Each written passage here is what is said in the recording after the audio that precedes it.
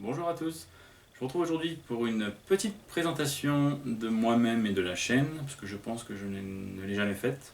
Donc je me suis dit que j'allais répondre à quelques questions que je me suis posées moi-même. Voilà, j'ai pas fait de FAQ, machin truc, non. Simplement pour pouvoir me présenter la chaîne et vous parler un petit peu de ce qui va arriver. Voilà. Alors qui suis-je? Vous pouvez m'appeler Matt. Je suis un simple amateur de montres dans tous les sens du terme, c'est-à-dire amateur amoureux de montres, en même temps amateur, absolument pas connaisseur, surtout pas expert, mais j'apprécie énormément les montres, elles me donnent beaucoup de plaisir, et puis, euh, et puis voilà, simplement j'ai envie de partager cette passion, et d'ailleurs je pense que je souhaite rester amateur dans le sens non connaisseur, le plus longtemps possible, parce que je trouve que plus on est expert dans un domaine, et plus on devient exigeant, plus c'est difficile d'être émerveillé en fait. On perd en spontanéité, on perd en simplicité. Donc j'y connais pas grand chose en montre. Je suis sûr qu'il y a plein de gens dans les commentaires quand je ferai des présentations de montres ou quand je parlerai des montres qui vont me dire ah tu connais rien, c'est pas ci, c'est pas ça. Oui, je suis pas connaisseur de Swatch, mais j'ai acheté des Swatch parce que j'ai trouvé sympa et j'ai été un peu déçu. Je fais une vidéo, qu'est-ce que je me suis pris? Tu connais pas Swatch, machin. Non, je connais pas, mais bon, à un moment donné, la montre elle fait tellement de bruit qu'elle m'empêche de dormir. Donc, bah, moi je le dis dans une vidéo parce que je trouve que c'est bien d'informer les gens. Moi, si j'avais vu une vidéo déjà qui traitait de ce sujet-là, j'aurais peut-être fait gaffe avant d'acheter, avant de dépenser plus de 100 € dans une montre. Bref, on arrive à la deuxième question. Pourquoi cette chaîne? Pourquoi cette chaîne? Bah, je l'ai déjà dit en fait. Hein. Ouais, en fait, j'ai déjà répondu à cette question, je crois. Envie de faire des vidéos pour le plaisir et puis voilà, en fait on arrive à la troisième question. De quoi va-t-on parler? Et c'est aussi pour ça que j'ai créé cette chaîne, c'est j'ai envie de parler de montres relativement abordables. Alors on a eu une explosion de création de chaînes YouTube qui traitent des montres, ce que je trouve absolument super. Mais elles traitent toutes à peu près de la même chose, je trouve. Enfin, non, c'est méchant. Ça, c'est pas méchant parce que chacun fait ce qu'il veut, je juge pas. Mais moi, en tant que consommateur de vidéos YouTube, je trouve que ça manque de quelque chose. Parce qu'en fait, c'est tout le temps les mêmes montres qui reviennent. Euh, Rolex, alors Rolex, voilà, Rolex à fond, à fond la caisse. En particulier Submariner, euh, GMT Explorer, mais on n'entend parler que de ça. La Royal Oak, la Nautilus, oh là là, la Speedmaster, n'en parlons pas. Enfin, toutes ces montres, elles ont été torchées en long, en large, en travers par tout le YouTube game mondial, on peut dire. Autant les chaînes anglo-saxonnes que plus récemment les chaînes françaises. Enfin, je sais pas vous, mais moi, perso, je fais une overdose, quoi. J'ai envie d'entendre parler d'autres montres. Il n'y a pas que ces montres-là, même si c'est les montres qui ont le plus de hype, entre guillemets. C'est tellement dommage parce qu'elles font de l'ombre à plein d'autres montres. Puis bon, il y a. Bref, on va en reparler, mais.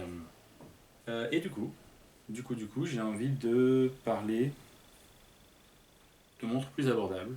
Et je vais absolument pas bouder le quartz, au contraire.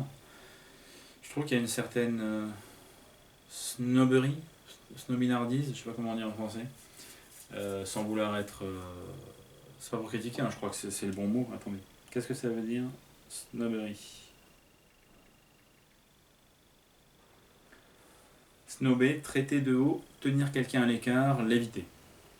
Donc voilà, il y a quand même une sorte de snobinardise concernant les montres à quartz notamment. Et en fait, j'ai fait partie de ce groupe-là jusqu'à il y a à peine quelques mois, je pense, qui considérait qu'en fait les montres à quartz n'avaient aucun intérêt. Finalement, je trouve pas. Je trouve pas. Après, j'en reparlerai dans d'autres vidéos, mais bref. Et donc, je pense que je vais traiter aussi beaucoup de montres à quartz parce qu'elles ont leur intérêt. Et je voulais dire quoi? Oui, donc on en revient du coup au nom de la chaîne, pile à l'heure. Alors j'ai donné ce nom un petit peu. Il fallait trouver un nom, donc j'ai mis ça, pile à l'heure, mais c'était également pour faire un pied de nez à l'horlogerie mécanique. Et pile à l'heure, donc pile, ben, pile, quoi, une batterie.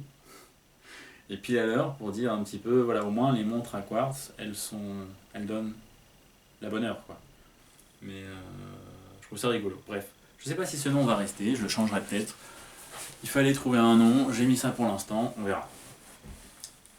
Alors, suite et fin. Quel est mon objectif de long terme?